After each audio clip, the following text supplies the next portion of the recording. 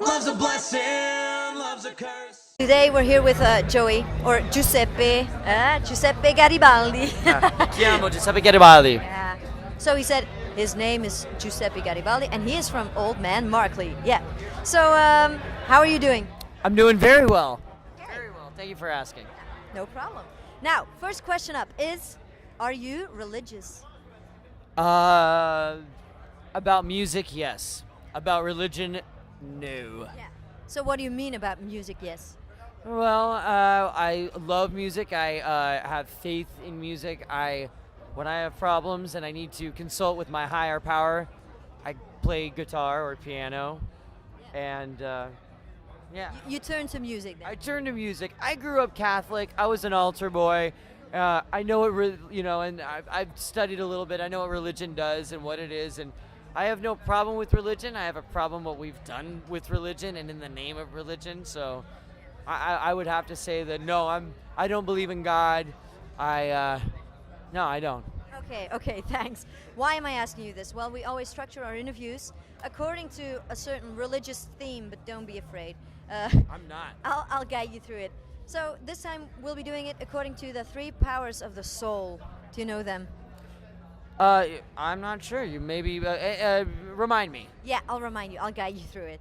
So first one is memory. Okay. Yeah. Now, it's kind of a more serious note. A fallen hero for us, Tony Sly. He died just a couple of months ago, and now we know that you've done a tribute song for him.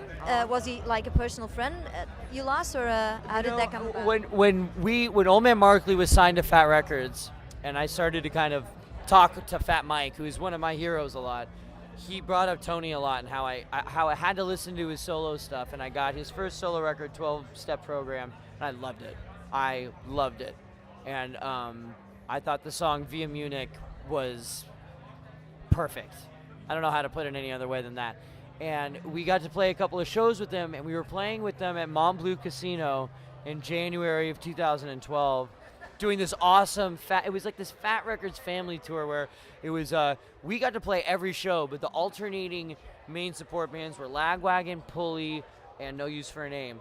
And this one night there was a piano in the backstage at the Mont Bleu Casino in Lake Tahoe, and I sat down to the piano and I played Via Munich for Tony because he was in the backstage room, and he really warmed up to it, and like we talked for a little while, and I even thought maybe we could do a acoustic version when in the midst of the sets where our fiddle player Katie could come up because there's a little fiddle line in it, and it's just a beautiful song. And through that I got into his music a lot more. I mean, I've always heard of No Use for a Name.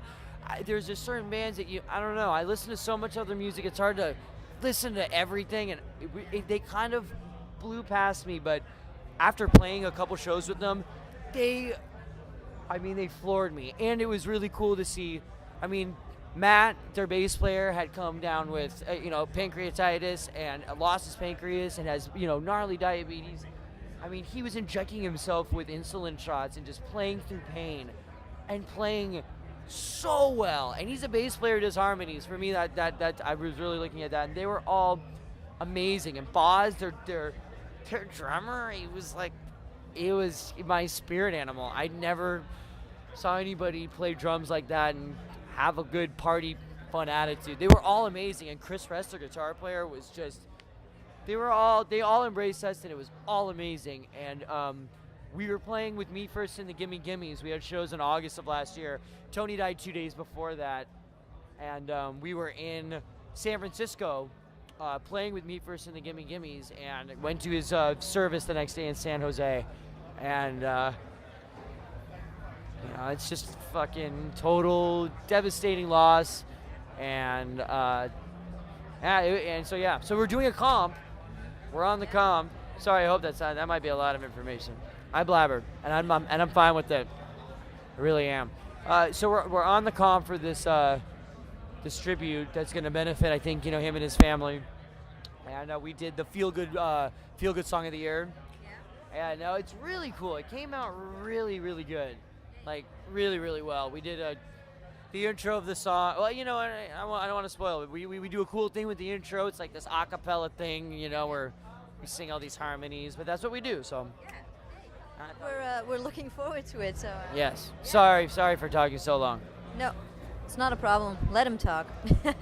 If he's got a lot to say, just let him talk. Okay. So if you could have one thing that you could say to Tony right now, what would it be? I think you made the best music. You did. You have the perfect balance of beautiful and sad, and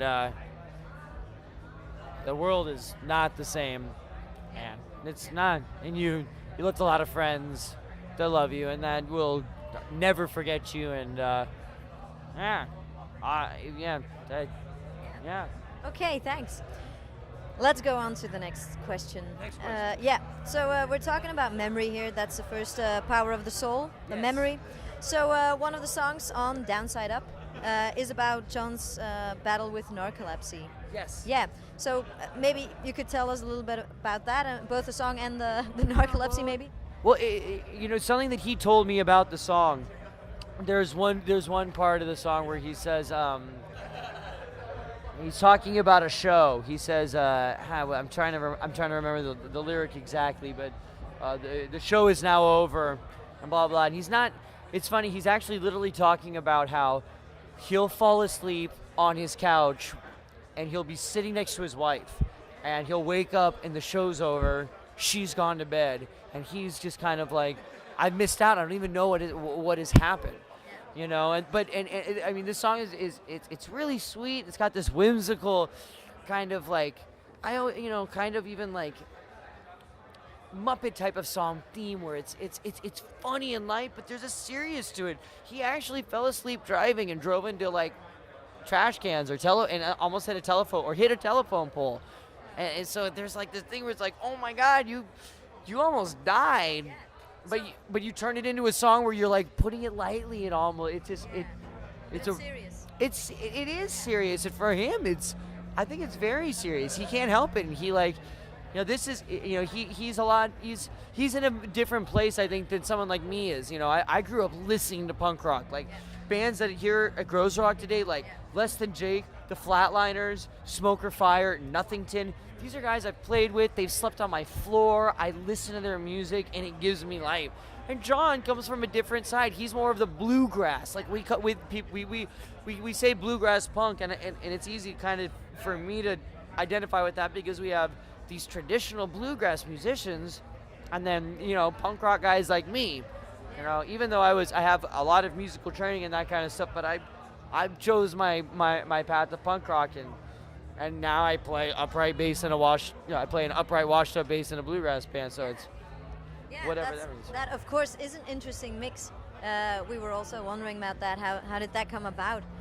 You indeed being having a background with, for instance, Youth Brigade, and then those guys coming to play along with you guys, the punk rockers with the blue glasses. How did that come about? Well, Youth Brigade was one of my favorite bands growing up, and they're a band of brothers, and their bass player, brother Adam, couldn't make shows and commitments that the other brothers wanted to keep doing. And you get older, you have jobs, and interest shifts. And I know them just growing up in LA, and the Stern brothers are extremely involved from every level of like the punk scene. They're just kind of like, they're the guys at every shows, and they've been doing punk rock bowling for a long time now, which kind of is just this staple within the punk rock community. And just being friends with them and going to punk rock bowling every year, they knew I was a bass player, and they called me up to play. And that was the exact same time when Old Man Markley had kind of like, the seed was germinating. We had just started jamming together, and things kind of formed from one thing to another. And after Old Man Markley had been playing for a year, I was still playing with Youth Brigade, and they offered us an opening slot playing with them in Guttermouth at an LA show. And ever since then, it made so much sense that punk rockers are really into kind of this stuff. I think people kind of appreciate, and to go to a punk show and to have a bunch of punk bands and then us, we have the same kind of energy, but it doesn't sound the same. It's not abrasive guitars, but it's the energy and the frenetic beat, is there. So it works, and people have been receptive, and Yes. For instance, today at Groezrock, you had a great turnout and a lot of enthusiasm in the audience, right? Were you amazed or what? I was totally taken aback. There was a few moments there were these two guys that got on stage. The first thing, we played the Etny stage, which is the best fucking stage ever. Can I say fuck? You can. We'll accept it. Okay. Coolest fucking stage here because there's no barricade and people could just come up. The band before was Pure Love, had the crowd in the palm of their hand, and they were doing everything, and at the very end of their stage, they had a whole entire crowd on their stage. And when we were playing, once the crowd really got into it, they were jumping up, and two guys jumped up on either side of our fiddle player, Katie Weed, and they both gave her kisses, and she was flattered, but it caught her by such surprise, she screamed.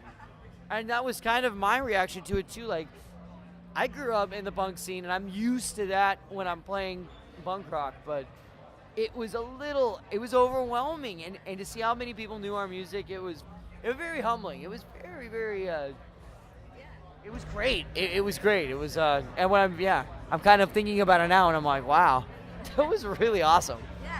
Yeah. We're glad to give it to you as Belgians, that feeling. Yeah. I love it. Yeah.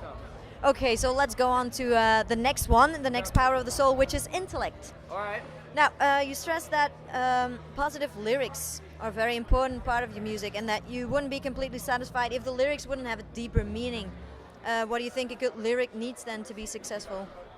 I think, in the context of a song, I think you need to, if you like songs, if you, when you listen to a song, if it's something that you want to like, I think you need to have a connection to it. And it shouldn't have any, like when I write a song, I like to write it just because it's, in a way, cathartic. It's like something I get stuck in my head. I get a melody stuck in my head that I have to get out, and I want to write some lyrics that are good. And I usually work with Todd Fenton, who was the harmonica player in Old Man Markley for a while as a touring member, and it doesn't tour with us, but still writes with us. And he's a brilliant lyricist, and we write together music and lyrics, and we try to just find a connection to it. If we work hard to figure out that and some kind of connection that you can make, whether it's if I write about, I don't know, how much I love drinking water, but you hear it, you're like, that reminds me of,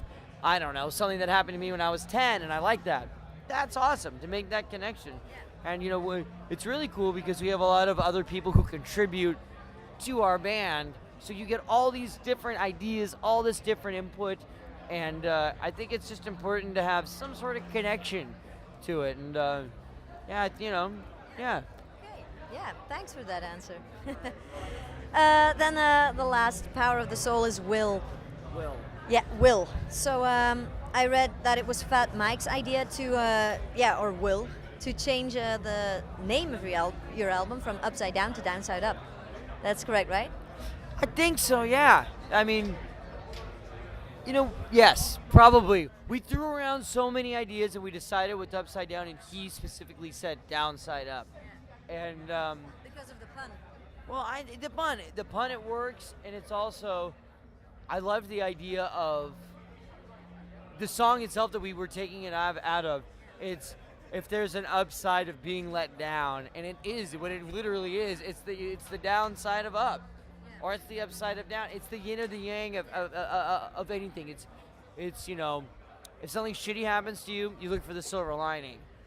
And a lot of times if something really good happens to me, I always look around and be like, well, there was that though. So it just sounded good too. And if anybody ever wanted to put our record upside down, it would make weird, it'd be ironic or something. Okay, so working together with him though, that must be very, cool. I can imagine. It's surreal. So does it influence your music as well, or what does it do to you? Kind of. What I would say is this is, I love his music. I think it's influenced me a lot as a songwriter, and I think especially in Johnny. And Johnny, we have a lot of collaborators musically in the band, but when we come together with the song, when we do it, Johnny will record basically and instrumentate it. He's the singer, he's the guy, he's kind of the architect of it. But when that happens, he's also, I think, because he is extremely influenced by NoFX, there's just sort of this common kind of understanding to where once we demo a song and work on it and we bring it to Mike, usually Mike is very enthusiastic, and when he's not, we sometimes take it, we'll try to rework it, but a lot of times I say, fuck it, that's his opinion, and you know what, we do what we do, and and he's very receptive to that. He doesn't want people to just tell him what he wants to hear, and I don't want anybody telling me what our band should sound like. I think that we have a very good common bond, and he's a very smart and understanding as an artist type of person, so that he knows that ultimately we'll make the best decision, but he gives good suggestions, and it's a really good give and take. And because Johnny, like I said, is kind of like our main guy with it, and they work really, really well together. So in the end, we're always really pleased. Mike is really pleased with the album, and so are we. It's a cooperation then. Yes. Yes, that's We corroborate. Okay, very good. That was the word. Yeah. All of what I said you could cut out. It's a corroborative. Okay. I'm a very good summarizer. Okay. Then, last question for you. Sometimes things also happen against your will. So, for instance, when you cannot do a show, you and the fans, have been looking forward to, because, well, your tour bus breaks down. That happened to you quite recently, right? And It's happened often. yeah, often, and I really love your tour bus. It's a very fun, cool, colorful tour bus, and it even had a hat, right? Yes. Well, that was a digital hat. That was Katie Jacobson, our. That our disappoints me. sometimes- Well, it's there in spirit, and if that would be a very big hat to carry to move around. Yeah, I think so. We have a very, very interesting touring vehicle, and when we originally signed to Fat Records, that is the one thing we knew that we needed. We would be on tour a lot, and we don't like to get hotel rooms. We like to stay in the van, in this bus. It's a Seattle City bus that we've converted, that has bunks, and it's just been very difficult because those buses aren't made for long-term highway driving. And so for the past 3 years that we've had it, it's been a constant rebuilding and things happening and breaking down, and it's a massive spirit breaker. But it's like one of the interviewers asked us earlier, like, what would you change different if you can do the past? It's like, really nothing. I wouldn't change anything. Even the fact that we were stranded so many times and like broken down, and just like like we would have these great tours where we don't have I can't have a normal job, because every time I come home we're going on another tour. Yeah. A lot of our other band members have figured it out where they can work when they're not on tour, but when our bus breaks down and we miss gigs, it's terrible to miss a gig, first of all, because we have people that are coming to see us and planning to do it. That's terrible to miss a gig, and it cripples us when we can't. Money makes things happen. It's harder to get to the next town when you can't pay for your gas money, and when you're breaking down and you're having so it's a spirit breaker, but it's also part of the experience, and it definitely makes us stronger. And after our bus broke down on our last trip, and we had to drive from 28 hours from Hoboken, New Jersey to Denver, Colorado, it was the hardest and most stressful thing in my life ever, and it makes everything seem easier now. Yeah. So I don't regret the path, the road that took me to my destination, because to quote Frank Turner, if you're all about the destination, then take a fucking flight. I'm about the road. I want the experiences. I don't look forward to them, and they're hard on the spirit, but it's like when I play my all my fingers and I need to develop calluses. It hurts like a fucking bitch, and I don't want it to be happening. But then all of a sudden I have these gnarly calluses, and my skin's rough, and it works, and I think it's cool. So it's challenging, right? It's challenging. Yeah. We need challenge in our lives. Absolutely. Yeah. Okay, Joey Garibaldi. I really thank you for this interview. It has been great.